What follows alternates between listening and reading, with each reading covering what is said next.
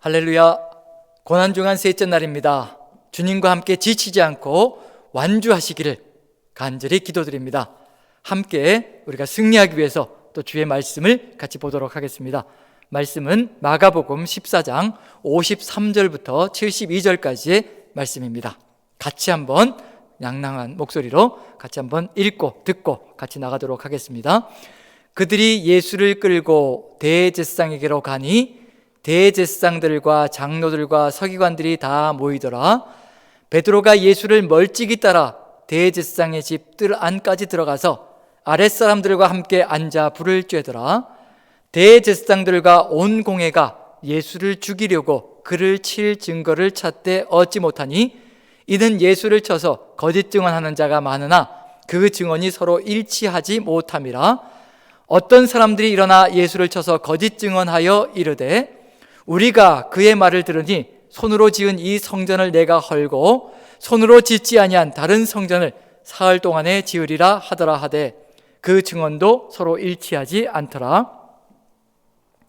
대제사장이 가운데 일어서서 예수에게 물어 이르되 너는 아무 대답도 없느냐?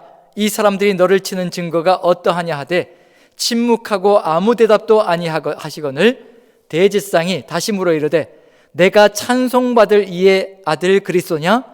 예수께서 이르시되 내가 그니라. 인자가 권능자의 우편에 앉은 것과 하늘 구름을 타고 오는 것을 너희가 보리라 하시니 대제사장이 자기 옷을 찢으며 이르되 우리가 어찌 더 증인을 요구하리요? 그 신성 모독하는 말을 너희가 들었도다. 너희는 어떻게 생각하느냐 하니 그들이 다 예수를 사형에 해당한 자로 정죄하고 어떤 사람은 그에게 침을 뱉으며 그의 얼굴을 가리고 주먹으로 치며 이르되 선지자 노릇을 하라 하고 하인들은 손바닥으로 치더라. 베드로는 아랫뜰에 있더니 대제사장의 여종 하나가 와서 베드로가 불 쬐고 있는 것을 보고 주목하여 이르되 너도 나사렛 예수와 함께 있었도다 하거늘 베드로가 부인하여 이르되 나는 내가 말하는 것이 무엇인지 알지도 못하고 깨닫지도 못하겠노라 하며 앞들로 나갈새 여종이 그를 보고 곁에 서 있는 자들에게 다시 이르되 이 사람은 그 도당이라 하되 또 부인하더라. 조금 후에 곁에 서 있는 사람들이 다시 베드로에게 말하되 너도 갈릴리 사람이니 참으로 그 도당이니라. 그러나 베드로가 저주하며 맹세하되 나는 너희가 말하는 그 사람을 알지 못하니라 하니 닭이 곧 두 번째 울더라. 이에 베드로가 예수께서 자기에게 하신 말씀 곧 닭이 두 번 울기 전에 내가 세 번 나를 부인하리라 하심이 기억되어 그 일을 생각하고 울었더라. 아멘. 아멘. 예수님의 고난의 길이 점점 깊어져만 갑니다. 유대 종교 지도자들인 대제사장들, 장로들 그리고 서기관들은 군중의 시선이 예수님께 쏠리고 자신들의 권위가 실추되는 것에 위기감을 느끼고 있습니다. 그 해결책으로 이미 예수님을 죽이기로 작정하고 덤벼들고 있습니다. 이렇게 세상은 결코 자신의 것을 내어놓지 않으려 합니다. 같이 싸워서는 해결책이 없습니다. 십자가만이 세상을 바꾸는 길이라는 것을 우리가 마음에 다시 한번 새기고 주님 걸어가신 그 고난의 길을 우리 모두 이 셋째 날에 함께 한번 걸어가며 또 주님의 뜻을 마음에 새기는 날이 되었으면 참 좋겠습니다. 베드로는 예수님께서 신문 받으시는 장면들을 멀찍이서 지켜보고 있습니다. 도망갔음에도 다시 돌아와서 무언가를 살펴보는 그의 마음속에 흡사 반전을 기대하고 있는 것이 아닌지를 생각해 볼 수가 있습니다. 반전이라는 것은 예수님께서도 다급한 상황이 되면 힘에 의지한 메시아적 위엄을 드러내지 않을까라는 기대일 수도 있습니다. 어쩌면 우리의 마음속에 있는 그런 기대일 수도 있습니다. 혹시 십자가가 아닌 세상 속에서의 화려한 누림도 가능하지 않을까라는 기대감일 수 있다는 것입니다. 그러나 예수님은 제자들에게 가르치신 그대로 그 말씀대로 잘 차려입고 둘러서 있는 수많은 사람들 앞에서 주눅들지 않으시고 당당하신 모습으로 맞으십니다. 제자들에게 가르쳐 주신 그대로 사람들이 공회에 넘겨주고 회당에서 매질하고 권력자들과 임금들 앞에 서게 되는 것은 그들에게 증거가 되게 하려는 것이라는 것을 이미 말씀해 주셨던 것처럼 그렇게 증인의 사명을 주님이 감당하시고 계시고 사람들이 너희를 끌어다가 넘겨줄 때 무슨 말을 할까 미리 염려하지 말고 무엇이든지 그때 너희에게 주시는 그 말을 하라. 말하는 일은 너희가 아니라 성령이시니라고 신신당부하셨던 것처럼 주님께서도 역시 성령의 이끌림을 따라 말씀을 하시는 그것을 그대로 보여주시고 계시는 중입니다. 우리도 주님이 가르쳐 주신 그대로만 하면 된다는 것을 예수님께서 우리에게 보여주시는 삶의 모습이라고 볼 수가 있습니다. 그렇게 가르치신 대로 예수님께서는 그대로 행하십니다. 죽이려고 증거를 찾아 혈안이 되어 거짓 증언들이 가득 들어참에도 한 말씀도 하지 않으십니다. 오해받는 것이 두려워 있는 말 없는 말 다 하는 우리의 삶을 생각하면 정말로 철저하게 하나님께 맡기는 삶의 위력을 예수님을 통해서 보게 됩니다. 거짓 증거에 대해서는 한마디 변명의 말도 안 하시고 침묵하시고, 대제사장이 내가 찬송받을 이의 아들 그리스도냐라는 질문에는 거침없이 내가 그니다라고 그 이름도 유명한 에고에임이라는, 즉 I am으로 대답하십니다. 이 말은 구약에서 모세에게 여호와께서 자신의 이름으로 계시한 나는 스스로 있는 자라는 그 히브리어 언어의 헬라어 번역이라는 점에서 이것은 곧 예수님 자신이 구약의 그 여호와 하나님이라는 것을 드러내시는 것 같은 얘기입니다. 당당하게 내가 바로 그 하나님이다라고 사람들 앞에서 자신 있게 확신 있게 드러내십니다. 예수님께서는 분명히 알고 계십니다. 이 대답이 어떤 후폭풍을 몰고 올지에 대해서 알고 계셨다는 겁니다. 유대인들에게 신성모독으로 돌에 맞아 죽을 일이기에 죽음이 선고될 줄도 아십니다. 그럼에도 당당하게 내가 그니라라고 선포하십니다. 역시나 그 소리를 듣자마자 대제사장이 즉석에서 신성모독의 제명으로 사형에 처해야 한다고 정죄합니다. 그리고 폭력을 행사하며 예수님을 조롱하기 시작합니다. 이것을 누가 역력히 보느냐 하면 바로 베드로라는 제자가 이것을 분명하게 목격을 합니다. 예수님을 인정하고 따라간다면 어떤 결론에 도달하게 되는지를 베드로가 목격을 하게 되는 것입니다.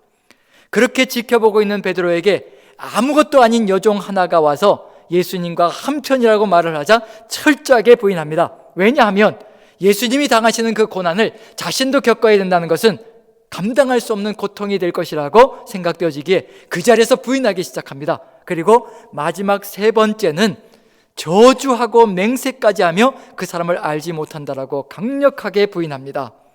저주했다는 것이 그 당시의 문헌들을 연구해 보면 예수 그리스도의 이름을 저주하면 박해를 면했던 그 당시의 상황을 살펴볼 때 이것은 분명히 예수님의 이름을 저주한 것이다라고 분명히 인식해 볼 수가 있을 것 같습니다.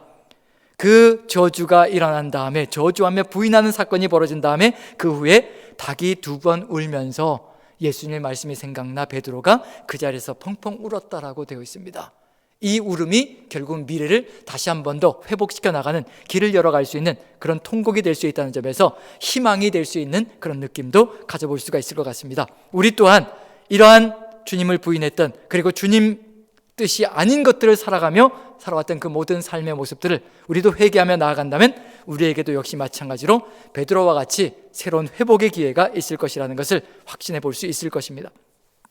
예수님께서는 당당하게 내가 그니라라고 자신의 정체를 드러내셨다면 제자의 대표격인 베드로는 아니다라고, 나는 아니다라고 철저하게 부인하는 모습을 보인 것입니다. 고난과 죽음의 길이 두렵고 공포스러워서 거부한 것이라는 점에서 십자가의 길을 부인했다는 것을 그대로 느껴볼 수가 있을 것 같습니다. 지금 우리에게도 삶의 정황들이 힘겹고 어려워 주님의 뜻을 어기고 살아간다면 우리 또한 베드로와 동일한 길을 걸어가고 있는 안타까운 모습을 보여주는 것이라는 점에서 이 고난의 시간들을 통하여서 주님과 더 깊이 교제하시며 하나 되어지는 여러분들 모두가 되시기를 축원합니다. 비록 지금은 잘 모르겠지만 나중에는 베드로도 이 길을 따라갈 것입니다. 그러나 지금은 베드로가 따라올 수 없습니다. 왜냐하면 주의 부활을 목격한 다음에서야 모든 진리를 깨닫고 따를 것이기 때문입니다. 예수님께서는 분명히 가르쳐 주셨습니다. 어느 때 가능할 것이라는 것, 누가 함께해야 가능할 것이라는 것을 분명히 알려주셨습니다. 사람들이 너희를 끌어다가 넘겨줄 때 무슨 말을 할까 미리 염려하지 말고 무엇이든지 그때 너희에게 주시는 그 말을 하라. 말하는 일은 너희가 아니요 성령이시니라라고 분명히 예수님께서 제자들에게 알려주셨습니다. 이 얘기는 무슨 얘기냐면요, 우리 힘으로 고난을 이겨내는 것이 아니라, 우리 힘으로 삶의 모든 정황들을 극복하는 것이 아니라 성령께서 함께 하실 때 우리 입술에서 나가는 말도 달라질 것이고 우리의 삶의 길들도 달라질 것이라는 것을 분명히 보여주고 있는 중입니다. 즉 성령의 역사가 있어야 이긴다는 것입니다. 성령께서 함께 하시기 위해서는 예수님께서 부활하시고 승천하시고 우리에게 보혜사로 오셔야 한다는 것, 그 일이 벌어진다면 우리도 능히 이길 수 있다는 것을 알려주시고 계시는 중입니다. 예수 그리스도께서 부활하시고 승천하신 후 보혜사 성령으로 우리에게 내주하실 것입니다. 그 역사가 벌어지는 순간에 주님의 뒤를 우리는 따라갈 것입니다. 베드로도 따라가고 우리 모두도 따라가며 주님의 뜻을 이루어가는 놀라운 고난을 마다치 않는 삶으로 십자가를 세워가는 삶의 승리가 있을 것입니다. 우리의 삶 속에서도 베드로처럼 설사 실패가 있었을지라도 다시 돌이켜서 성령의 뜻 가운데 거한다면 우리도 다시 베드로처럼 주님의 뒤를 따르는 십자가의 길을 성취할 것입니다. 오늘도 주의 성령과 동행하시며 십자가의 길을 승리하시며 그리고 당당하게 이겨나가시는 여러분들 모두가 되시기를 주님의 이름으로 축원드립니다. 기도하겠습니다.